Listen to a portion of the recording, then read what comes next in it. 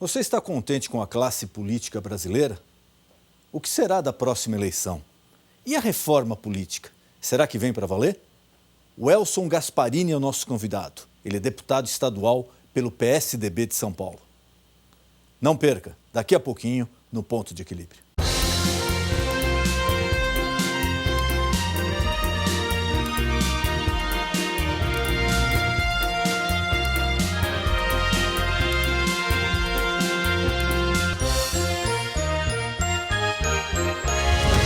O renomado jurista e professor Miguel Reale nos deixou um texto escrito em 2005, no qual ele afirma que em poucos países a classe política se distingue pela sua alta categoria ética e cultural. Naquela ocasião, Miguel Reale prosseguiu, afirmando que no Brasil a política geralmente é mal vista, sendo, via de regra, considerada uma atividade desabonadora para quem nela milita. Será que isso é verdade? Nossa equipe foi às ruas de São Paulo buscar respostas para esta indagação. É isso aí, Jantalha. E agora vamos saber o que as pessoas pensam sobre isso. O que você pensa dos políticos brasileiros? Bem, diante da situação atual, né, o que eu penso é o pior possível, né? Eu penso que os políticos brasileiros precisariam ter mais ética, mais comportamento dentro do próprio Senado, da própria instituição que eles representam, né? E assumir o cargo como deve ser, em prol da população. Eu penso que é uma vergonha, né? Infelizmente, é uma profissão que é vergonhoso, né? Ser político hoje em dia. Eu acho que eu teria vergonha de ser político ou de ter um parente político, né? Na realidade, são todos corruptos, totalmente, sem dúvida alguma. Eles não pensam no povo, pensam em si próprios. Nas próximas eleições, você vai votar na renovação ou nos políticos tradicionais? Eu vou votar naquele político que apresentar um trabalho coerente, admissível para o Brasil. Na renovação, com certeza, porque do jeito que tá, não dá para continuar, né, gente? Bem, eu vou procurar a renovação, mas antes disso eu vou dar uma boa pesquisada, né, para ver quem realmente é essa renovação, né? Eu vou ver o que tem. Os tradicionais honestos é muito difícil, mas se tiver um que eu acho que está dentro, eu votarei, tanto num ou no outro. Eu não voto, mas a minha esposa vota e acredito que na renovação. Enquanto não tiver uma reforma política, eu não voto. Você se lembra em quem você votou para governador nas últimas eleições? Eu anulei, porque não tinha ninguém que me trouxesse credibilidade. Lembro. Não votei. A classe política brasileira é o tema que o pastor Denis Munhoz e seu convidado abordarão no programa de hoje. Não perca! O Elson Gasparini é radialista, jornalista, professor e advogado e está no seu segundo mandato como deputado estadual pelo PSDB São Paulo. Foi prefeito de Ribeirão Preto por 3 vezes e também foi deputado federal. Muito boa noite, meu amigo, minha amiga. O nosso encontro de final de noite. Programa Ponto de Equilíbrio. E agora você está vendo aí na sua tela o nosso endereço no YouTube, nosso canal no YouTube. YouTube/Programa PDE. Você acessando esse nosso canal no YouTube, você vai poder assistir a qualquer programa já veiculado aqui. Ele é atualizado semanalmente, lá você encontra todas as entrevistas já veiculadas no nosso programa. O programa é sempre feito pensando em você. E nessa noite é com imenso prazer que eu recebo o deputado estadual pelo PSDB de São Paulo, o Elson Gasparini. Deputado, obrigado por ter aceito o nosso convite. É um prazer recebê-lo aqui. Denis Munhoz, é um prazer estar aqui no seu programa e principalmente estando ao seu lado aqui nessa entrevista. Eu agradeço de coração o convite e estamos à sua disposição. Prazer é todo nosso, deputado. Bom, não tem como a gente fugir muito do assunto, né? O senhor como político, apesar de atuar aqui na área estadual, mas o que vem acontecendo institucionalmente no Brasil, eu não digo só a crise financeira, econômica, que é sem precedentes, mas institucionalmente é muito grave. E passa pela classe política, passa pelas lideranças, passa pelos exemplos que nós estamos transmitindo aos nossos filhos, à nossa sociedade. Eu queria que o senhor analisasse um pouco esse contexto político institucional que o Brasil vem atravessando. Olha, Denis, eu acho que o Brasil está atravessando uma fase de 3 grandes crises. crise política, crise econômica, mas uma outra que eu acho muito mais grave de tudo isso, porque é a origem de tudo que está acontecendo, é a crise moral. Nós estamos tendo, infelizmente, hoje no país, um grau de corrupção, de falta de valores morais, éticos e religiosos, principalmente por parte dos nossos dirigentes, dos nossos representantes na área política e administrativa. Como resultado disso, você vê a classe política hoje está desmoralizada. Ainda hoje eu lia num jornal, numa carta de leitores, um leitor jovem, mas dizendo, para que votar? Não adianta nada. Infelizmente é isso. Você entendeu? Então, eu fiz uma palestra numa das faculdades lá da minha cidade, Ribeirão Preto, estimulando a juventude para que ingressassem na política e tudo mais.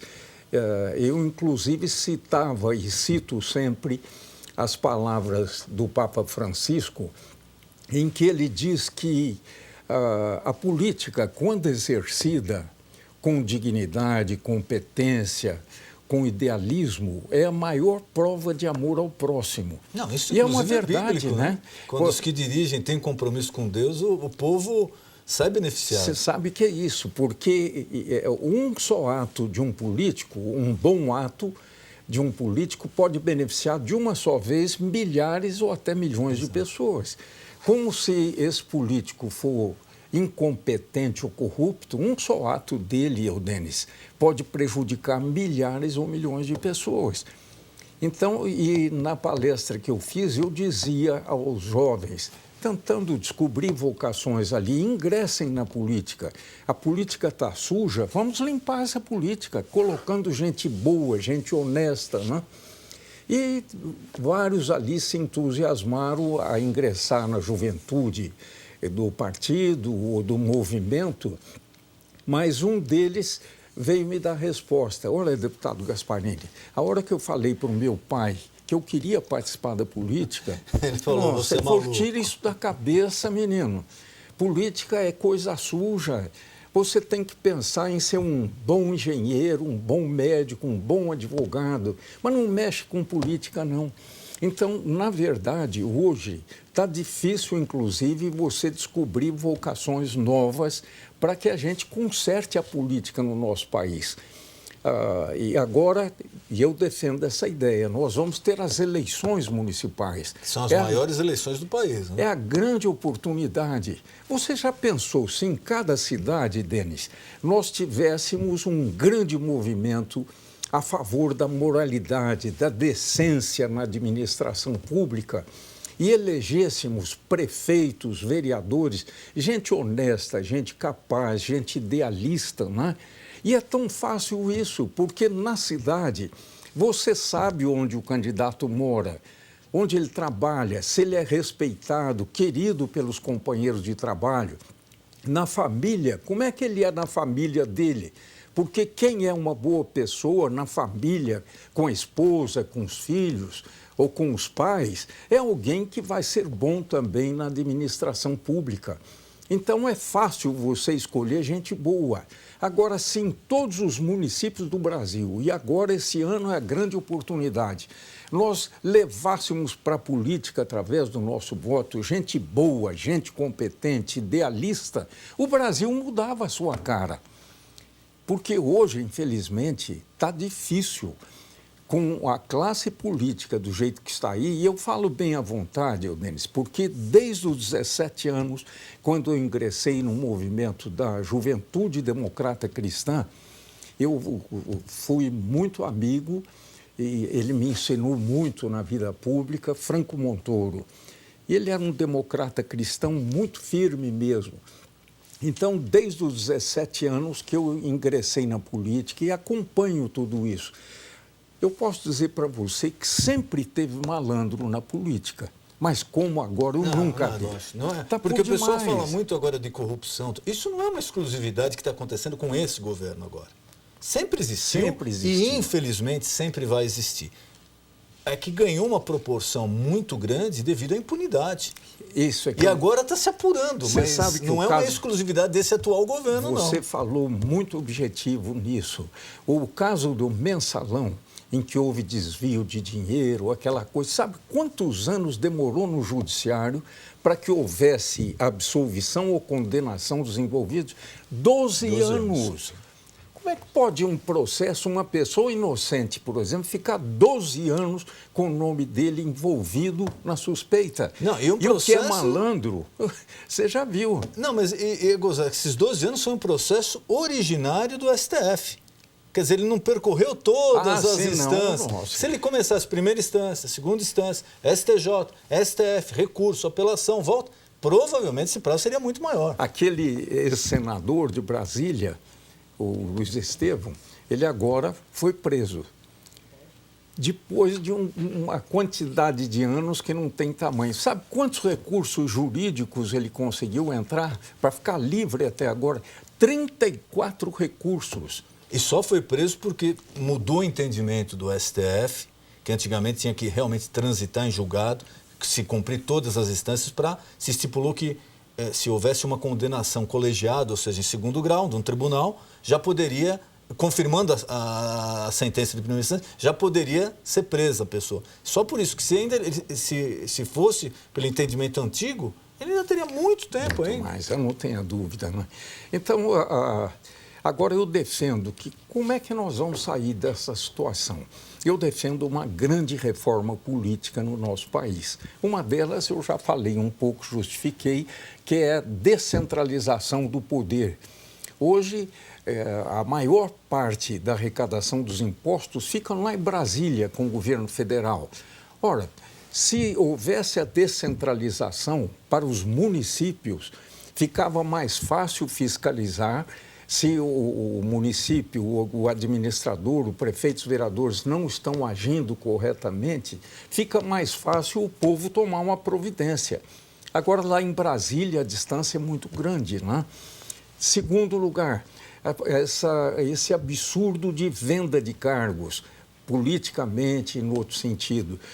O Brasil está hoje com mais de 30 ministros. Tinha 39, agora parece que diminuiu um pouquinho. 39 ministros. Os Estados Unidos, Denis, os Estados Unidos, que é a maior economia do mundo, tem 5 ministros.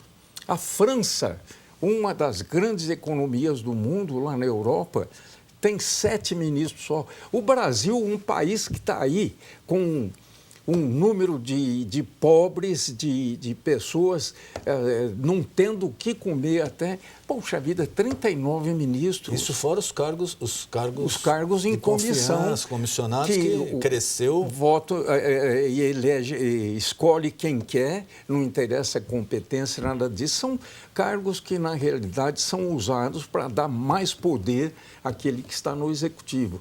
Então, tinha que acabar com os partidos. Meu Deus do céu, temos mais de 30 partidos hoje no Brasil. Nos ministros, eu costumava dizer nas minhas conversas que se colocasse num salão nobre os 39 ministros que nós tínhamos e perguntasse à presidente Dilma, quem é esse aqui? Qual ministério? O nome e o ministério ela não saberia dizer. E é a mesma coisa hoje os partidos.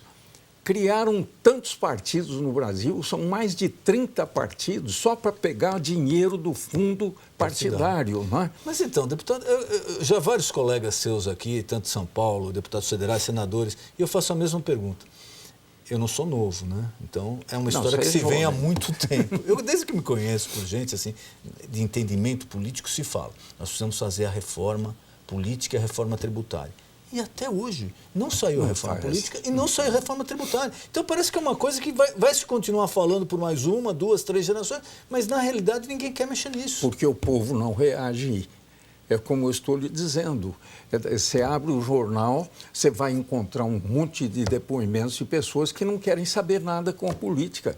Ora, se a política está suja, está uma porcaria, e é verdade, eu sou político e concordo. Se tem muito ladrão na política, desonesto, tem mesmo. Graças a Deus eu sou honesto.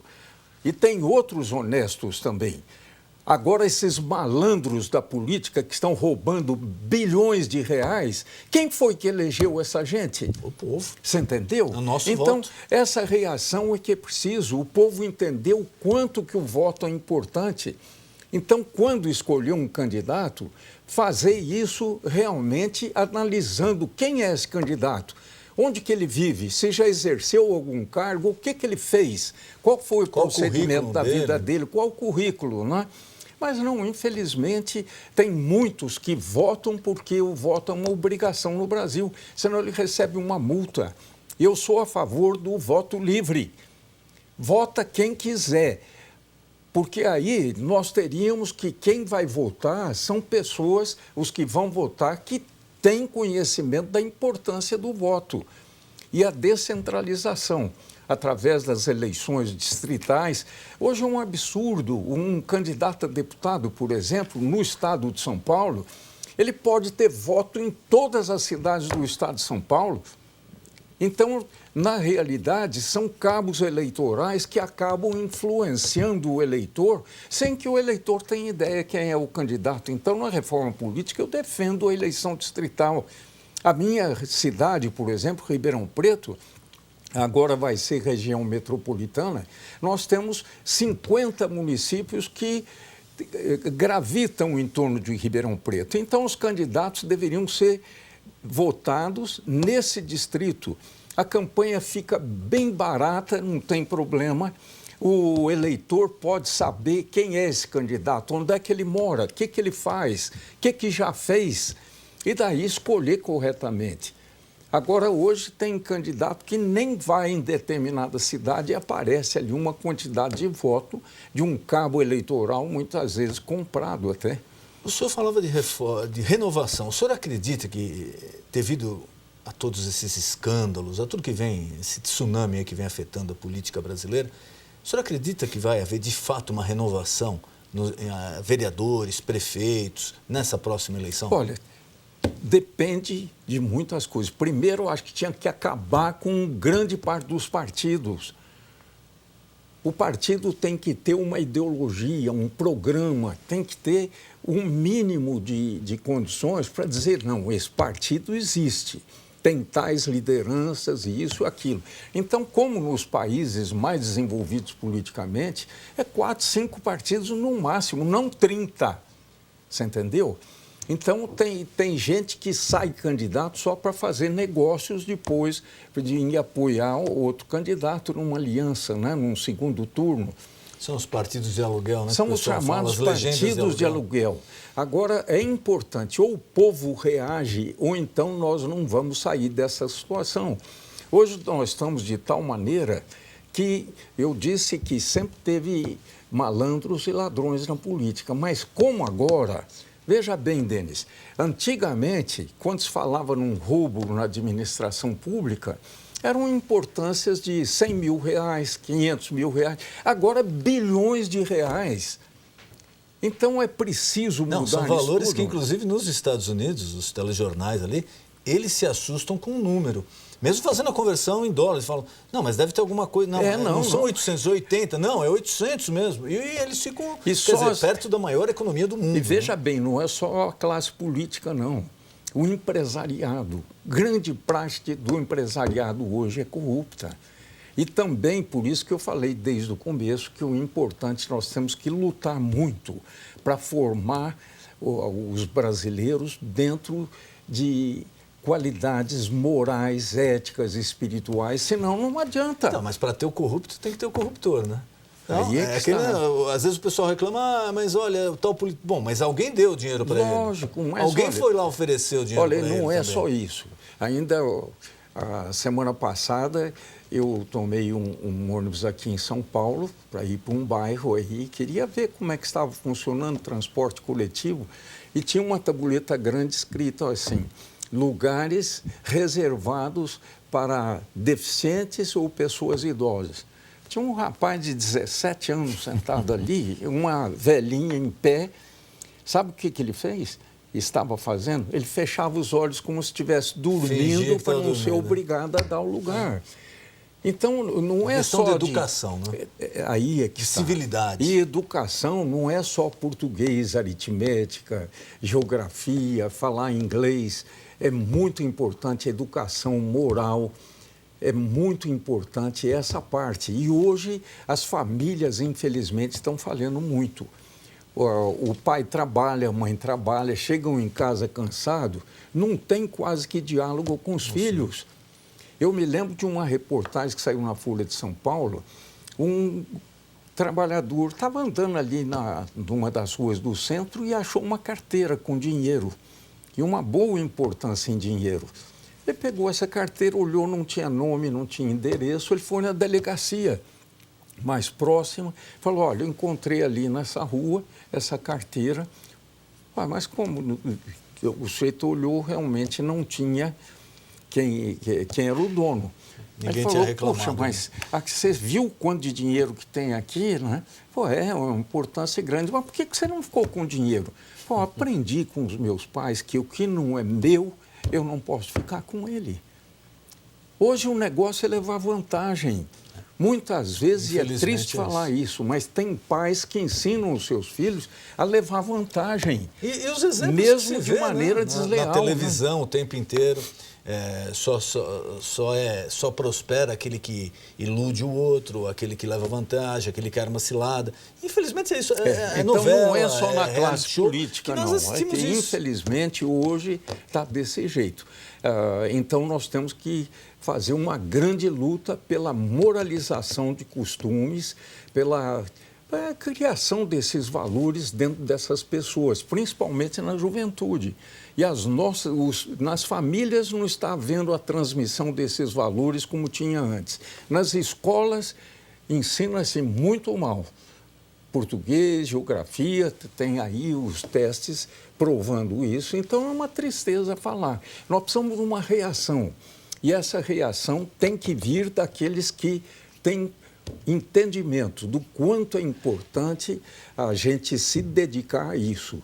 E é através da política que você pode criar um programa educacional correto, você pode criar leis mais justas, um judiciário que realmente, em curto espaço de tempo, resolva os problemas, quem é inocente, quem é culpado. Né?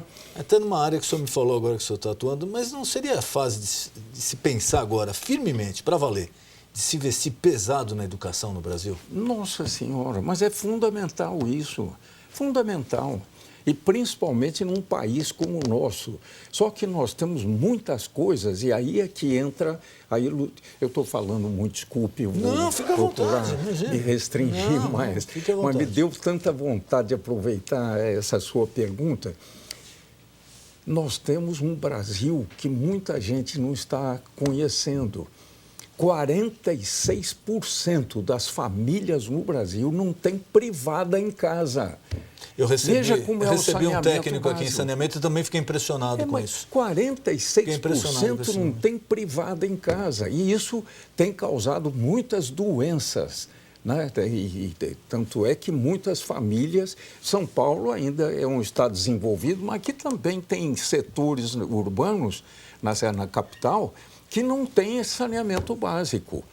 Não tem água tratada convenientemente e não tem rede de esgoto. E quando tem a rede de esgoto, não tem a estação de tratamento. Muitas cidades jogam todo o esgoto coletado dentro dos rios, dos córregos. No litoral, no mar. Então tem muita coisa a ser corrigida. Na educação nem se fala. A Ordem dos Advogados do Brasil, todos os anos, ela obriga quem é bacharel em direito, se formou, tem que prestar um exame, certo? De suficiência. Mais da metade não pode exercer a profissão porque a OAB fala, eles não estão preparados. Não, desculpe, aí eu estou enganado, não é metade não, é mais de 70%.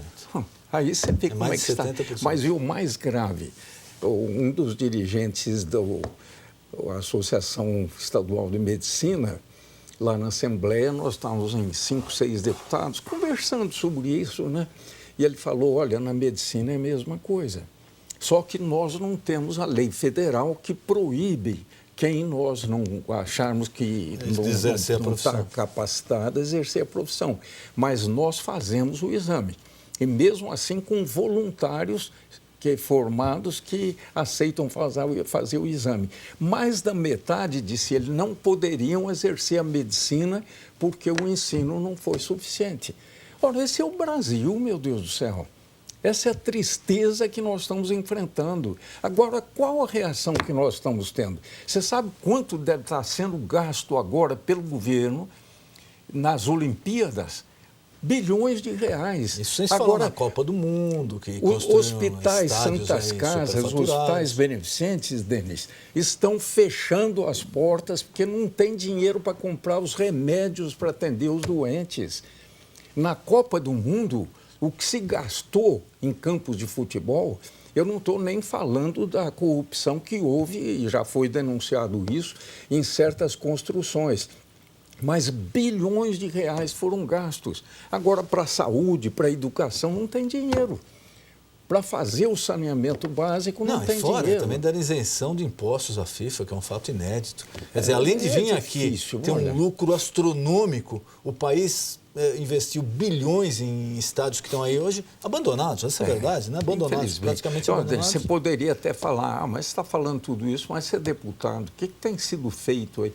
Olha, é difícil, porque o número dos políticos que estão em cargos hoje no Poder Legislativo e que têm um idealismo, que têm uma formação, que querem realmente fazer alguma coisa. Eu me lembro, eu fui deputado federal também. Tinha deputado, quando ia votar alguma coisa, ele entrava assim no plenário e falava, mas o que eu ganho com isso? Você entendeu?